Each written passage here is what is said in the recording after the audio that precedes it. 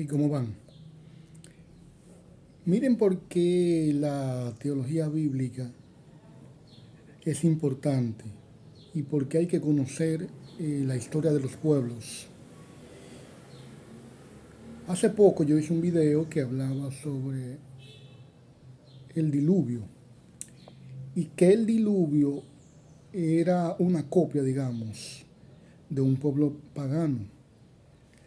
De que el diluvio, como se narra, pues fue tomado de un pueblo que tuvo mucha incidencia en el siglo VI y hay que conectar las cosas como son.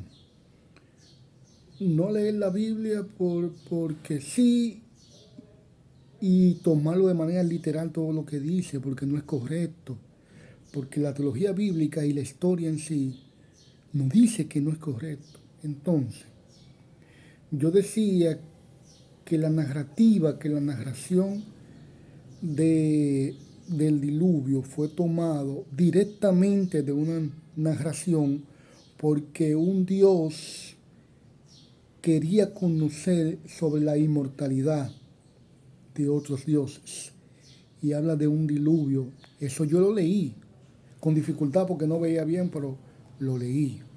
Entonces, quien ha leído el Génesis, uno de los relatos más famosos de la Biblia entera, que es el diluvio, la gente lo toma literal y hay gente que dice que eso fue así.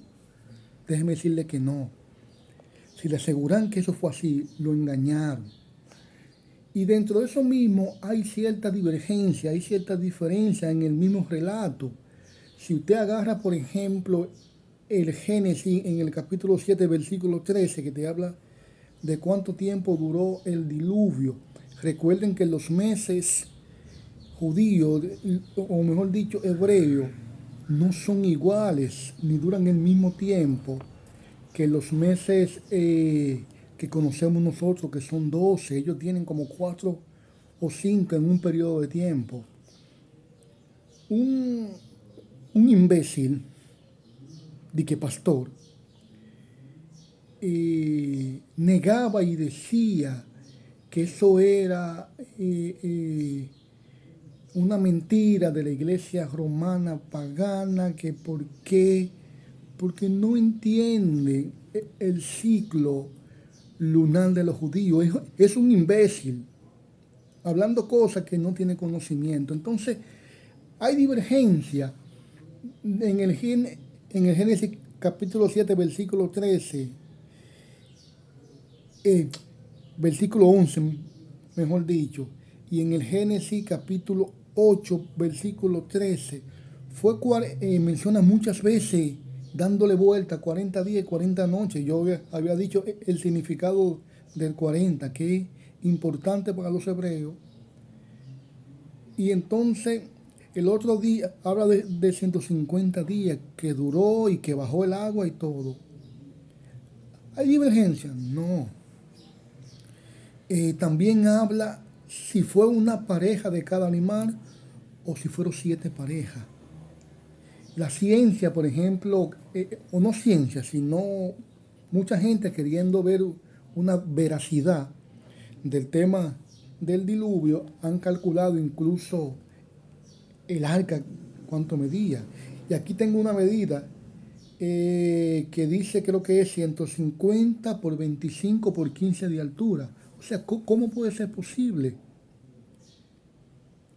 Le explico por qué pasa eso ahora. Dice que de dónde salió un ramo de olivo. Si fue destruido, fue un juicio de Dios.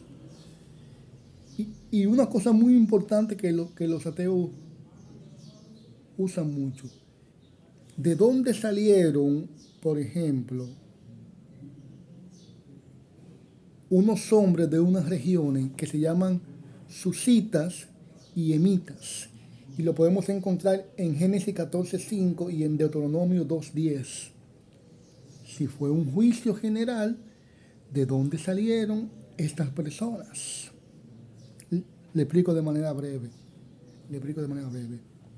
El autor sagrado no le importa la coherencia, porque sabemos que se han encontrado elementos y razones de que en una zona, en Mesopotamia, antes de Abraham incluso, dicen los antropólogos y eso, que habían inundaciones. Entonces, el autor sagrado agarra eso, el tema de las inundaciones, porque en Mesopotamia constantemente se inundaba.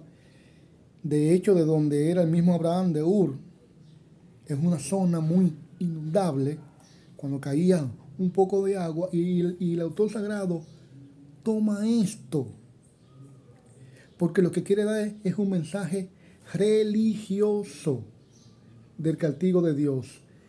Me quiere hablar de la gravedad del pecado, ¿verdad? De la justicia de Dios y a la vez de la misericordia de Dios con Noé, su familia, los animales y demás. Y demás. Yo le hablaba de 4 tradiciones, por eso las cosas hay que entenderlas. Yo le hablaba de 4 tradiciones: yavistas, eloísta, deuteronomista y sacerdotal. Quien actúa o quien se entrelaza en ese relato son 2. El yavismo o el yavista, que era antropomorfista. Esto significa darle cualidades humanas a Dios. El sastre, el labrador, cuando Dios usa sus manos, ¿verdad? Eso era la forma de hablar del yavista. Ahora, el sacerdotal, todo lo que tiene que ver con inundaciones, con agua, con el culto, era el sacerdotal, el sacerdote. Entonces, aquí viene lo más importante de todo. Quien recoge esas tradiciones, quien recoge esas historias, se llama Esdras. La une, la recoge de varios puntos de vista, una historia de varios puntos de vista. O sea, el hecho está ahí, simplemente se cuenta diferente, pero el fin es el mismo.